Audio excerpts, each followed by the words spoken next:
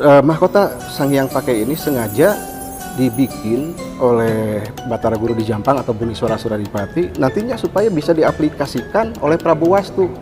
Nah, akhirnya ini berhasil dijalankan oleh Prabu Wastu sehingga ketika memerintah kerajaan Sunda Galuh di Kawali, di ibu kota Kawali, kerajaan mencapai puncak kejayaannya. Galuh dalam memberikan sumbangan terhadap Jawa Barat adalah kembali lagi ke masalah satu nilai-nilai, value ya. Value.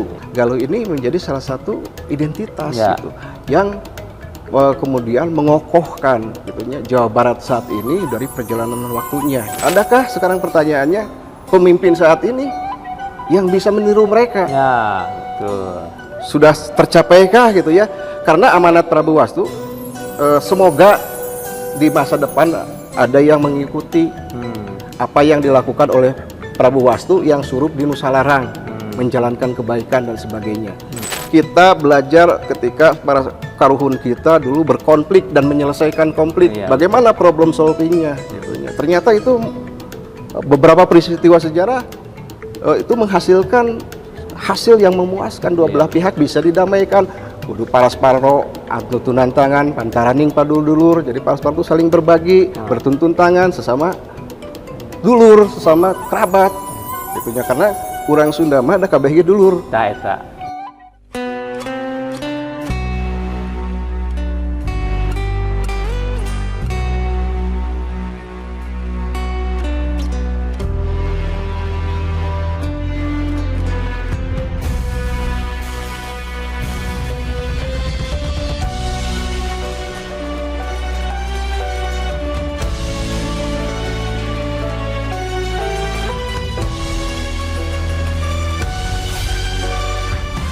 Bismillahirrahmanirrahim. Assalamualaikum warahmatullahi wabarakatuh. Alhamdulillah, hadirin saudara yang kami hormati, kembali kita bertemu di Sawaloka, ruang diskusi Biro Adpim Jawa Barat. Hari ini tentunya kita ingin membahas sesuatu hal yang istimewa. Ayub Hidayat, analis kebijakan ahli utama Pemprov Jabar, akan menjadi host untuk banyak bercerita, mendalami dari narasumber. Dan bahasan hari ini adalah peradaban Sunda di masa Kerajaan Galuh. Ini sangat menarik. Bersama kita sudah hadir di tengah-tengah kita Pak Galuh Pandu Radea, asli orang Panjalu, Panjalu Ciamis, dan beliau ingin menyampaikan juga beberapa hal yang mungkin bagi kita sangat penting, sangat berarti untuk peradaban. Tentunya Pak Pandu hatur nuhun tasumping rurumpaheun di, kebetulan tempatnya ini di Bandung, Pak, di Museum Sri Baduga. Jadi kita ingin menggali dan Pak Pandu ini menjadi narasumber pada hari ini. Kang, bicara Galuh ya nya. Abdi saketerang abdi Galuh teh dina bibit Bui Sekeseler teh kerajaan nu ageng di Tatar Sunda, kirang langkung seperti itu yang saya pahami ya. Mungkin Kang Pandu bisa bercerita banyak secara historis supados kami semua bisa lebih memahami, memaknai, dan lebih tahu apa itu Galuh. Mangga Kang. Hatur nuhun Kang Iip. Ya. Sampurasun kasadayana. Alhamdulillah pada hari ini kita bisa bersilaturahmi dan ini merupakan suatu kebahagiaan untuk kita semua.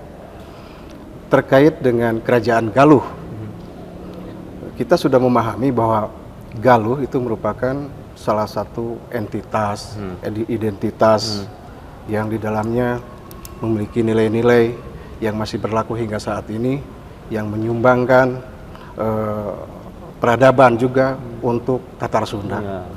Tatar Sunda dalam konteks Jawa Barat di masa lalu tidak dilepaskan dari perjalanan sejarahnya yang panjang. Kalau kita lihat dari berdasarkan sumber-sumber sejarah, di antaranya ada sumber primer, sumber sekunder, juga dari berbagai penelitian lainnya, tinggalan arkeologis, termasuk juga di antaranya tinggalan-tinggalan naskah-naskah kuno. Kerajaan Galuh ini cukup nyaring dibunyikan di dalam ruang waktu sejarah. Sebagaimana salah satu sumber dalam tentang kesejarahan Galuh itu di antaranya adalah memang kedudukannya adalah sumber sekunder, yaitu naskah-naskah kuno. Memang di dalam sumber-sumber primer, dalam prasasti misalnya yang ditemukan di Jawa Barat yang jumlahnya 39 menurut Ibu Titi Susti Nastiti, juga Pak Hasan Japar, ada 39 prasasti yang ditemukan di Tatar Sunda. 9 diantaranya ini berada di Kabupaten Ciamis. Nah itu memang tidak menyebutkan nama Kerajaan Galuh. Kerajaan Galuh mungkin secara eksplisit disebutkannya di dalam naskah-naskah kuno, gitu ya. Nah, tetapi ada ada beberapa prasasti yang memiliki hubungan dengan Galuh itu sendiri, seperti prasasti Kawali atau prasasti Galunggung, Rumatak, gitu ya.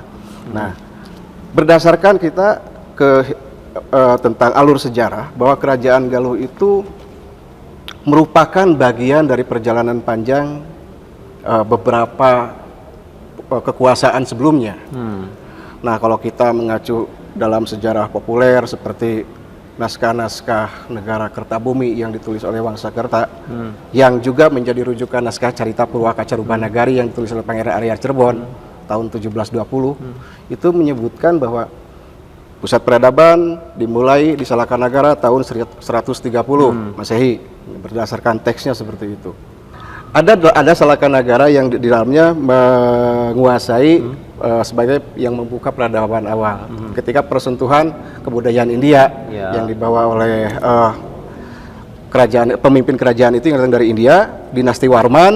Nah itu kemudian memberikan persentuhan dari peradaban, bercampur, ada akulturasi, ada sinkretisme, terutama dari sisi agama Hindu dan agama Buddha mulai dikembangkan. Agama inilah yang akan membentuk peradaban. Ada bahasa, ada aksara dan sebagainya yang dipengaruhi oleh persentuhan budaya itu. Nah kemudian setelah Salakanagara berakhir di abad 4 berlanjut ke Tarumanegara, ada 12 raja di Tarumanegara dari Jayasingawarman sampai ke yang terakhir Linggawarman, gitu ya. Dan yang terkenal adalah Purnawarman, Raja Tarumanegara yang ketiga, yang banyak meninggalkan prasasti, ada 7 prasasti peninggalan Raja Purnawarman, dan ini menjadi bukti tentang eksistensi dari Kerajaan Tarumanegara sebagai salah satu kerajaan tertua di Nusantara selain Kutai. Bahkan prasasti Tugu itu merupakan salah satu prasasti tertua yang ditulis pertengahan abad ke-5 Masehi, sekitar 450. Selesai eksistensi Tarumanegara sekitar tahun, menurut naskah di antara negara Kertabumi, ya naskah Wangsakerta yang memang lebih jelas menjelaskan ada kronologis tahun, penyebutan tahun. Itu Pak ya. Itu populer sekarang yang dirujuk biasanya, gitu ya. Nah, sekitar 669 Kerajaan Tarumanegara itu di bawah kepemimpinan Linggawarman ini mengalami penurunan. Linggawarman tidak memiliki penerusnya karena 2 putranya adalah wanita. Yang sulung bernama Dewi Manasih namanya, ini dinikahkan dengan Tarusbawa. Tarusbawa ini adalah penguasa Sunda Sembawa, bagian bawahan dari Tarumanegara. Nah, kemudian ketika Tarusbawa sang menantu ini menjadi penerus Tarumanegara, tahun 670 nama Tarumanegara diganti menjadi Kerajaan Sunda. 670 Kang. 670. Walaupun sebetulnya nama Sunda sudah ada, Kang. Sundapura namanya. Ini menjadi ibu kota dari Kerajaan Tarumanegara. Nah, Sundapura, tempat kelahiran Tarusbawa, perlahan-lahan berubah menjadi Kabuyutan yang kemudian disebut dengan Sunda Sembawa. Nah, itu ya. Nah, setelah pernikahan itu, maka Tarusbawa 670 mengganti Kerajaan Tarumanegara menjadi Sunda. Di sisi lain, di sini Galuh mulai disebut-sebut ketika Raja Suryawarman ataupun Raja Tarumanegara ke-7 juga menikahkan putrinya dengan Maharesi Manikmaya yang datang dari India. Nah, ini kemudian akan menjadi pembabakan dari munculnya Kerajaan Kendan. Nah, Kendan inilah cikal bakal dari Galuh. Karena nanti setelah era Maharesi Manikmaya kemudian diteruskan oleh putranya, kemudian diteruskan oleh Kandiawan. Nah, dari Kandiawan nanti punya anak 5, yang bungsu Wereti Kandayun kemudian dinobatkan atau menjadi raja di Galuh, gitu. Raja Kendan yang ibu kotanya di Galuh. Nah, dari sana 670 720 itu kemudian Wereti Kandayun menyatakan memisahkan diri dengan Kerajaan Sunda. Nah, jadi yang tadinya Galuh bagian dari Kerajaan Tarumanegara berganti Sunda. Lalu kemudian di masa berikutnya 670 itu Wreti Handayun juga menyatakan diri, memisahkan diri dari Tarumanagara, gitu. Dari Sunda yang dibentuk oleh Tarus Bawa. Menjadi kerajaan Galuh. Oh, Galuh. Nah, menempati wilayah di sisi timur Citarum dengan batas alam Sungai Citarum. Jadi ke barat itu adalah Sunda dan yang ke timur adalah Galuh. Galuh, gitu. ya, oke. Nah, dari sana kemudian kerajaan Galuh menurut Pak Yosef Iskandar, misalnya dalam buku Yuganing Raja Kawasa menganalisa bahwa yang menjadi pusat pertama ibu kota kerajaan Galuh itu di situs Karangkamulyan, Gojong Galuh Karangkamulyan. Ya. Itu di sanalah disebut-sebut sebagai keraton pertama atau pusat pemerintahan pertama kerajaan Galuh yang didirikan oleh Wreti Handayun. Gitu kan. Siap. Jadi memang apa ya, bibit buih kerajaan Galuh teh asal muasalnya mau ditarik usia waktu ya Pak ya. Itu juga berdasar kepada sumber yang 39, di Jawa Barat ada 9 sumber. Prasasti. Jadi prasasti itu ya, sehingga perjalanan sejarah memperhatikan kepada kita bahwa Galuh itu memang bibit pusat kerajaannya memang dari awal permulaan ada kerajaan-kerajaan itu sudah terbentuk sampai di tahun 670 jadilah Galuh. Kira-kira begitu ya. Ini menarik sekali bahwa kita tahu sejarah Galuh gitu, bagian daripada kerajaan Sunda saat itu. Mungkin Pak kira-kira begitu. Nah, selanjutnya Kang, kami juga ingin tahu kaitan karena Sang Hyang Pake atau Makutha Binokasi, konon kabarnya itu juga ada Pakuat Pakait malah yang membuatnya di Galuh. Bagaimana itu Kang, pendapat Kang? Ya, betul. Jadi satu sumber yang menyebutkan tentang Sang Hyang Pake itu adalah naskah Carita Parahyangan. Naskah ini ditulis itu sekitar tahun 1580 lah, ketika Prabu Gesan Ulun dinobatkan, karena menurut salah satu sejarawan Cirebon, Bapak Salana, bahwa naskah ini memang berasal dari Sumedang. Naskah Carita Parahyangan teh, yang menulisnya Nangganan katanya. Kemudian naskah ini diberikan kepada Bupati Ciamis saat itu Kang. Karena berisi tentang bagian dari kerajaan Galuh yang ada di Ciamis, makanya diberikan kepada Bupati Ciamis. Bupati Ciamis masa itu, gitu ya, era-era itu. Mungkin di era Prabu Dimuntur kan di Ciamis itu ada situs Gunung Susuru atau Kertabumi. Itu penguasanya adalah bupati pertamanya namanya Prabu Dimuntur. Itu masih berketurunan ke Gesan Ulun. Nah, kemudian selanjutnya naskah itu ditemukan lah, gitu, sampai menjadi koleksi, salah satu koleksi di Perpustakaan Nasional. Nah, di dalam naskah itu disebutkan, memang ada teksnya yang menyebutkan bahwa Batara Guru di Jampang nyanunyeun Sang Hyang Pake basa nuwastu dijieun ratu. Nah, kalimatnya kurang lebih seperti itu. Artinya Batara Guru di Jampang, jadi menyebut nama tokoh. Batara Guru di Jampang ini identitasnya adalah Mangkubumi Buni Sora Suradipati. Itulah berkuasa sekitar abad 14 pertengahan. Kemudian beliau adalah sebatas penguasa di Kawali, ibu kotanya, kerajaannya Sunda. Ketika pada saat itu Galuh juga berada di wilayah bersatu, gitu ya. Sunda dengan Galuh itu bersatu pada saat itu. Nah, Buni Sora Suradipati ini menggantikan Prabu Linggabuana yang gugur di Bubat.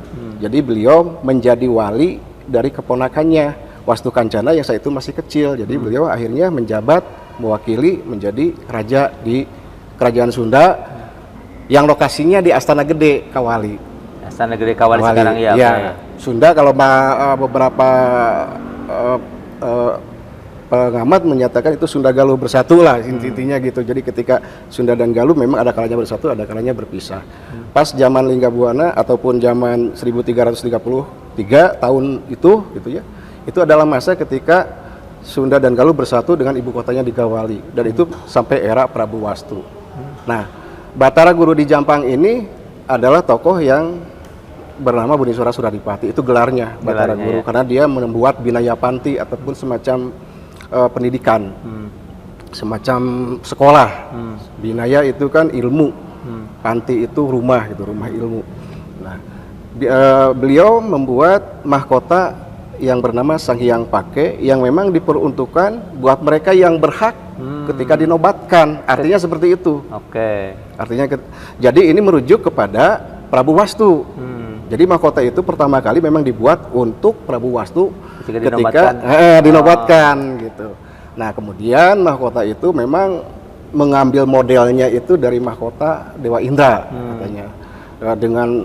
Dengan simbol berdasarkan bahannya itu katanya emas itu ya, emas 14 karat dengan berat 5,7 gram kalau nggak salah gitu ya. 500 gram. Ya, sekitar segitu. Nah, ini juga memang mahkota ini akhirnya menjadi simbol, menjadi simbol bagi seorang raja yang turun-temurun sampai ke zaman Sri Baduga. Nah, Kang, menarik nih. Ketika bicara Sang Hyang Pake atau mahkota Binokasi, kumaha carita Kang di Galuh, Ciamis bisa enak ke Sumedang gitu. Oh ya, itu ada fase gitu ya. Ada fase ya, di fase ada itu fase artinya gitu apa itu, ya. Pak? Fase ketika masa berakhir mungkin berakhirnya kerajaan Pajajaran. Gitu. Oke, akhir ya. Akhir untuk menyelamatkan kedaulatan, untuk menyelamatkan ataupun kedaulatan dari kerajaan Pajajaran. Pajajaran sebetulnya namanya kerajaan Sunda kan. Pajajaran namanya kerajaan Sunda sebetulnya. Mungkin nama ininya ya, nama formalnya itu kerajaan Sunda. Ibu kotanya Pakuan. Tempat keratonnya itu disebut Pajajaran. Mungkin semacam kompleknya gitu ya. Karena di komplek itu, di area itu ada 5 keraton yang berjajar. Sri Bima, Punta, Madura, Suradipati gitu ya. Nama keratonnya itu ada 5. Nah, keratonnya berjajar, makanya wilayah keratonnya disebut Pajajaran. Tapi dengan karya-karya sastra dan sebagainya lebih dikenal sebagai Kerajaan Pajajaran. Ya, seperti Prabu Siliwangi sebetulnya gelar yang diberikan oleh masyarakat. Kan gelar resminya Sri Baduga Maharaja di Pakuan Pajajaran, Ratu Ratu Dewata. Iya. Oke, Kang, menarik nih. Jadi ada nggak makna simbolik atau makna nilai yang terkandung dari mahkota Binokasi itu ya pada saat sekarang ini terutama? Apakah karena sekarang kan sudah tidak pakai mahkota lagi, ya, ada raja kan? Betul. Tapi mungkin sekarang ada makna simbolis yang muncul dari si mahkota itu seperti apa itu, Kang? Ya, mungkin dari sisi nilai-nilai yang terkandung di dalamnya, makna-makna filosofis, karena mahkota itu kan dibuat memang untuk seorang penguasa dan ketika dipakai di kepala, di mastaka gitu ya kan, mahkota itu kalau kita lihat struktur dari mahkota Binokasi itu berbentuk geometrinya segitiga. Ini ada kaitan dengan Tritangtu, kemudian juga dengan nilai-nilai lainnya gitu ya, tentang Rama Resi Ratu dan sebagainya. Kemudian juga setiap ornamen, setiap bentuknya ini juga kaya dengan simbol. Simbol ya, simbol. Ada sumpingnya, ada kemudian Garuda Mungkur, yang simbol keberanian dan sebagainya. Semuanya menjadi sebuah pusaka yang disimpan di atas kepala. Seperti bagian atasnya tuh ada yang cecentilnya itu yang disebut kamuncak ya. Kamuncak itu kalau di candi itu stupa ya, mungkin konsepnya seperti stupa gitu ya. Kemudian di atasnya tuh ada yang cecentilnya, itu disebut juga retna. Namanya retna itu artinya lebih ke permata. Retna itu sebagai puncak dari spiritual batin seorang penguasa gitu yang sudah mencapai puncaknya gitu ya. Kemudian juga stupa juga itu kan bagian candi yang paling tinggi ya, kemuncaknya. Nah, kalau dalam mungkin wayang kulit ya, bagian atas ini mahkota ini namanya pataka gitu ya. Pataka. Nah, kalau yang bagian atasnya tuh yang kecilnya itu. Nah, kemudian Garuda Mungkur, kemudian di depannya ada Siger dan sebagainya, semuanya memiliki nilai-nilai tentang yang kalau kita akumulasikan, misalnya ada Silih Asih, Silih Asah, Silih Asuh gitu ya. Nah, ini karena mahkota Sang Hyang Pake ini sengaja dibikin oleh Batara Guru di Jampang atau Buniswara Suradipati nantinya supaya bisa diaplikasikan oleh Prabu Wastu. Nah, akhirnya ini berhasil dijalankan oleh Prabu Wastu sehingga ketika memerintah kerajaan Sunda Galuh di Kawali, di ibu kota Kawali, kerajaan mencapai puncak kejayaannya, zaman Kreta Yuga gitu, zaman makmur. Sehingga dipuji oleh penulis cerita Parahyangan bahwa berkat kepemimpinan Prabu Wastu dengan kepemimpinannya gitu ya, sehingga pada saat itu sang Rama bisa menjalankan makanan, mengelola makanan, pangan, sandang pangan dengan tentram. Kemudian sang Disti bisa meramu obat-obatan dengan tentram. Sang Resi, sang pendeta bisa menjalankan kependetaannya dengan tentram. Bahkan air, tanah, bayu, api, semuanya tentram di bawah pemerintahan beliau. Ya, jadi pada masa itu mendapat masa kemasan Kreta Yuga ya. Kreta Yuga itu Mahrifah Loh Jinawi. Ya. Begitulah ya kira-kira. Sehingga itu sampai prasasti. Nah, ini akhirnya menjadi sumber primer. Apa yang dilakukan oleh Prabu Wastu dituliskan di Prasasti Kawali 1. Apa isinya kan? Ada amanat dan Prasasti Kawali 2. Yang kalau simpulkan di Prasasti Kawali 1 itu ada kalimat pakena gawe rahayu, di prasasti yang kedua, Kawali kedua, pakena kereta bener. Pakena kereta bener, pakena gawe rahayu, semoga ada yang menjalankan kebaikan. Semoga ada yang membiasakan diri untuk melaksanakan kebaikan. Pakena kereta bener, semoga ada yang menjalankan kesejahteraan yang sejati. Banyak sekali amanat-amanatnya yang kalau kita tafsirkan itu akumulasi dari berbagai hal hasil didikan pamannya. Karena pamannya itu kan udah disebutkan orang yang sudah mencapai satmata itu kan. Satmata artinya? Satmata itu tingkat batin seseorang sudah tingkat ke-5. Oke. Tinggi ya? Sudah tinggi. Nanti setelah satmata orang yang sudah mendalami keagamaan namun masih memiliki hubungan dengan keduniaan. Jadi beliau masih jadi raja, ngurus gitu. Nanti ada nih Suraloka. Suraloka sudah melepaskan diri dengan urusan dunia. Nanti ada Nirawera, sudah lepas sama sekali, tepaduli kan gitu. Kang Pandu, tadi sempat didugikan ku Kang Pandu kaitan silih asah, asih asuh. Tina pemaknaan simbolis makuta bino kasih. Secara historis, eta kalimat silih asah, asih asuh teh ku kolot urang, ku karunurnya seperti apa implementasinya upami akang ningali hari ini paling tidak di seputaran Ciamis lahnya Galuh anak-anak muda sekarang atau generasi sekarang itu mengimplementasikan silih asah asih asuh itu seperti apa? Manawi jasa Pak Mangga. Mohon silih asah asih asuh itu mungkin tidak bisa dimaknai hanya sebatas slogan. Tapi mungkin lebih didalami sebagai relasi sosial, konteks relasi sosial yang saling mengikat, tidak bisa dipisahkan. Asah, asih, asuh. Gitu. Kalau ada yang hilang, ini pasti ada sesuatu yang tidak terimplementasikan. Tidak lengkap lah. Tidak lengkap. Ini sebetulnya sama dengan konsep Tritangtu di Buana, ada Rama Resi Ratu dan sebagainya. Itu juga bagian dari hubungan gitu ya, hubungan sosial, interaksi dengan lingkungannya ataupun dengan yang di atas itu.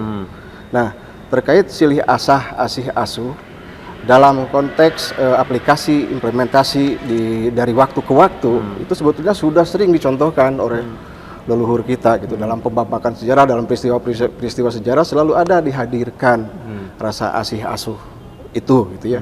Nah, kemudian pada masa ini maka kita akan melihat bahwa rasa silih asah, silih asih, silih asuh ini juga masih terlihat di Ciamis misalnya. Kita bisa melacaknya misalnya dalam peristiwa-peristiwa budaya lah, yang mungkin ini juga bisa dirasakan oleh masyarakat di Ciamis contohnya. Misalnya di Ciamis ini banyak sekali upacara-upacara tradisi, Kang. Ada nyangku, ada merlawu, ada nyugu, ada ngikis, ada kemudian juga siraman, dan lain sebagainya. Jadi banyak penamaannya gitu. Yang intinya adalah ini bagian dari rasa mikanya terhadap peninggalan masa lalu. Nah, karena ini adalah sebuah kegiatan tradisi yang secara komunal dilestarikan, maka sampai saat ini dalam pelaksanaan kegiatan-kegiatan tersebut itu terasa sekali saling mengasuhnya gitu antara yang tua membina yang muda, memberitahu, karena konteks asuh ini lebih larinya ke masalah pembelajaran, pendidikan. Nah, bagaimana yang tua yang tahu memberitahu yang muda, misalnya yang tidak tahu dikasih tahu oleh yang tahu. Itulah adalah proses mengasah, karena mengasah Bukan saja seperti yang dikatakan bahwa mengasah itu bukan saja mempertajam senjata, pedang ataupun tombak, tapi yang diasah adalah juga ilmu pengetahuan, intelektual, karakter dan lain sebagainya. Nah, proses ini masih terwariskan. Nah, misalnya di Galuh dalam upacara-upacara tradisi, bagaimana pakemnya tetekon ini selalu disampaikan oleh para tetua kepada yang muda, diasuh. Nah, asih. Nah, konteks asih ini adalah bagaimana kita menyayangi. Asih ini juga harus disampaikan dengan cara yang baik karena mengasihi. Nah, dalam proses dengan kasus yang sama tadi dari peristiwa-peristiwa budaya, upacara-upacara budaya, saling mengasihi ini masih terlihat gitu ya. Dengan cara misalnya tidak saja pelaku budaya tapi masyarakat di salah satu situs misalnya di Gandoang di Desa Wanasiga ini terlihat sekali ketika acara berlawu dilaksanakan menjelang Muludan, itu masyarakatnya baik tua sampai anak kecil itu terlibat bersama. Nah, di situ kan terjadi hubungan relasi sosial, tidak saja terhadap sesama, tapi mereka juga menyayangi peninggalannya untuk salah satu bagian upaya dalam merawat. Jadi timbul rasa nyaah terhadap ditinggal karuhun, sehingga mereka menghormati dengan cara datang, maka berbondong-bondong datang tumplek. Itu ya. Itu dari silih asih. Silih asah, asih, asuh. Asah tadi sudah, asuh adalah mendorong konteksnya dalam relasinya untuk mendorong generasi muda agar masih dalam konteks tadi ya, dalam upacara tradisi untuk meneruskan gitu. Pewarisan tradisi itu jangan sampai hilang.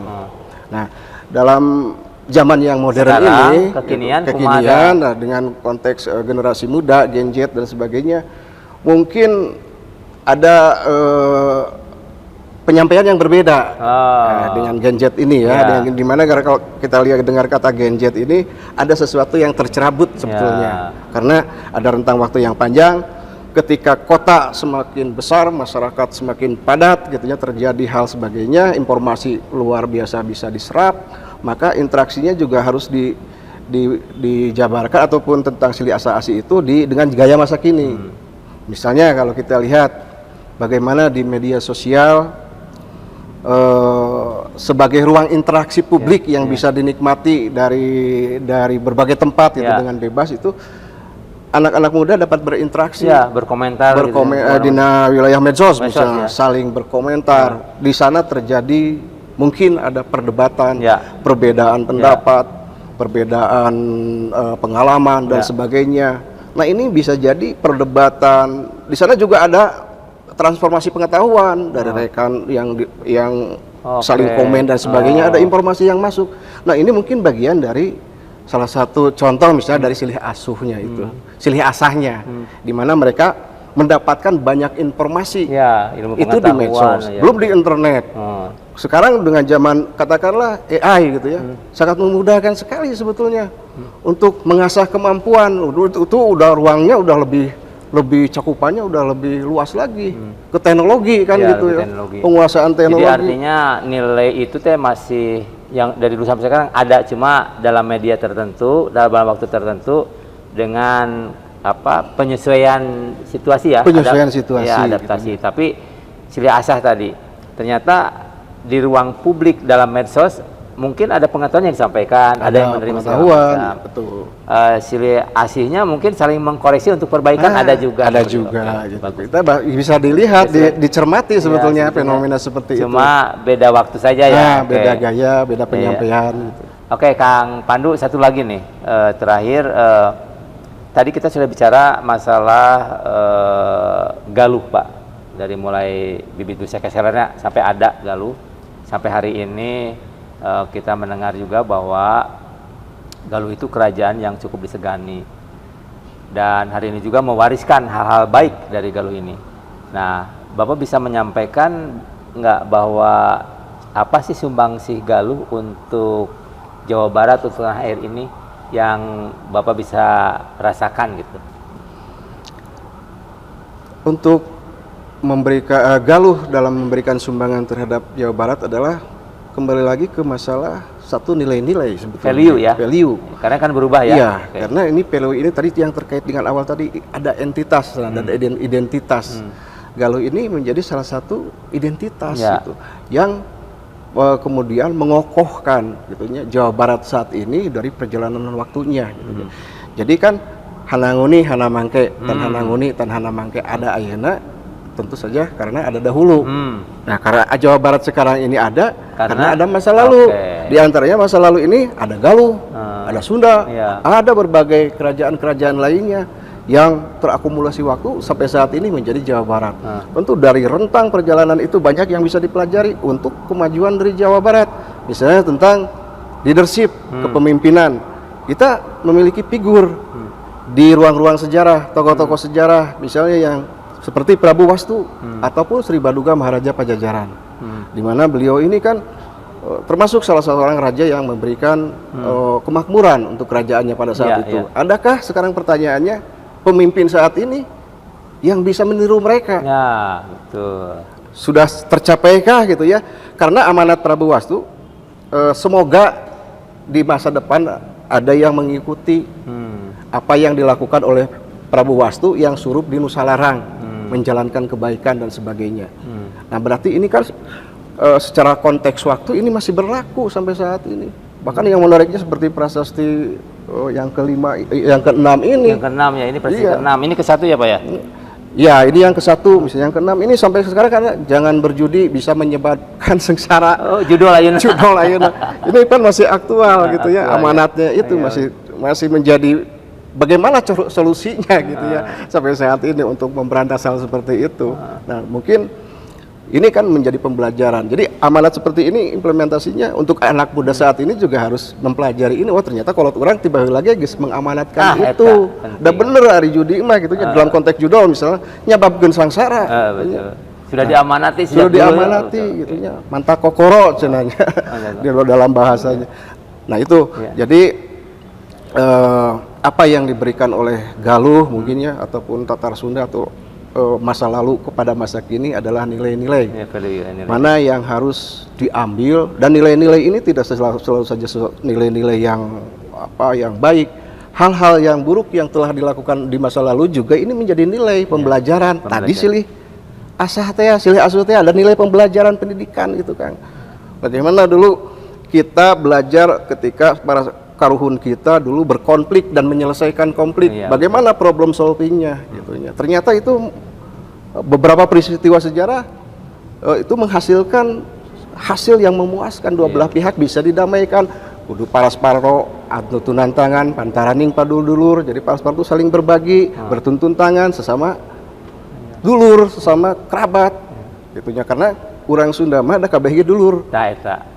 Jadi Orang sudah KBG dulur. KBG dulur gitu, merasa kita teh sadulur gitu ya. Jadi orang Ciamis ka urang Sumedang ka Bandung teh dulur we urang Sunda mah. Ada kedekatan emosional sebetulnya kan secara alamiah gitu nya urang Sunda ke urang Sunda mah jadi dulur. Walaupun pas ya ge sagede-gedena pas ya gitu nya dalam konteks relasi yang tadinya didasari oleh silihnya silih asih tetap saja akan damai kembali. Damai karena ada solusi. Oke, luar biasa. Kang Pandu atur nuhun pisan. Hari ini kita banyak pengetahuan yang kita terima. Tentunya kebahagiaan kita bersama sudah bisa mendengar langsung dari Kang Pandu. Para wargi, sekian Sawaloka hari ini. Mudah-mudahan kita bisa lanjut lagi dengan materi lain yang lebih bisa kita maknai bersama. Turun, assalamualaikum warahmatullahi wabarakatuh. Sampurasun, cag.